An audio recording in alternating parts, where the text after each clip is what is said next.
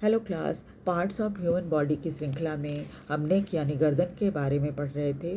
और पिछली वीडियो में मैंने थायराइड के बारे में आपको बताया था। ऐसे गर्दन के 3 पार्ट होते हैं, थायराइड, ट्रैकिया एंड थ्रोट। तो थायराइड तो हम पढ़ चुके, ट्रैकिया के बारे में आज जानते हैं। ट्रैकिया या जिसे हम सांस की नली भी कहते हैं, मुख्य रूप से फेफड़ों में हवा आने जाने के लिए नाली के रूप में कार्य करता है। यह हमारे नाजुक फेफड़ों के टिश्यू तक पहुँचने से पहले सांस में ली गई हवा को गर्म, ह्यूमिड और फिल्टर करने का काम करता है तथा हमारे फेफड़ों को हानिकारक कणों से बचाता है। यह हमारे रेस्पिरेटरी सिस्टम में हवा के फ्लो को भी नियंत्रित करता है। सांस की नली का मुख्य काम हवा के लिए रास्ता बनाना, लैरिंग्स और ब्रोंकाइटिस के बीच, जिसमें हवा फेफड़ों तक पहुँचे और ऑक्सीजन तथा कार्बन डाइऑक्साइड का एक्सचेंज हमारे फेफड़ों में हो सके। ये एयर कंडीशनिंग का भी काम करता है, क्योंकि अक्सर गर्म और या ज़्यादा ठंडी हवा हमारे फेफड़ों को परेशान करती है।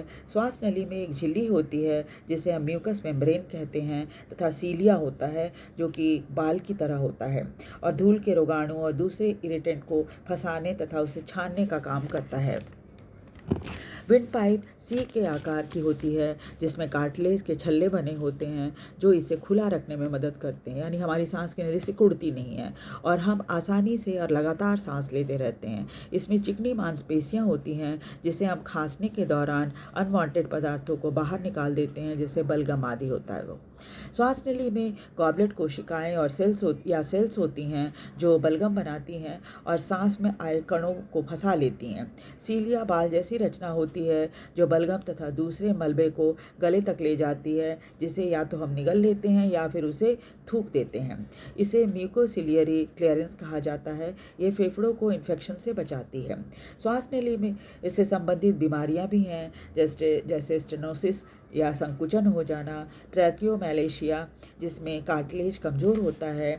ये बीमारी ज़्यादातर जन्मजात होती है। ट्रैकियोब्रोंकोमैलेशिया, इसमें सही तरीके से सांस नहीं ले पाता इंसान। और श्वास नली में ट्यूमर होना यानी ट्रैकियोब्रोंकाइटिस, जिसमें श्वास नली में सूजन हो जाती है।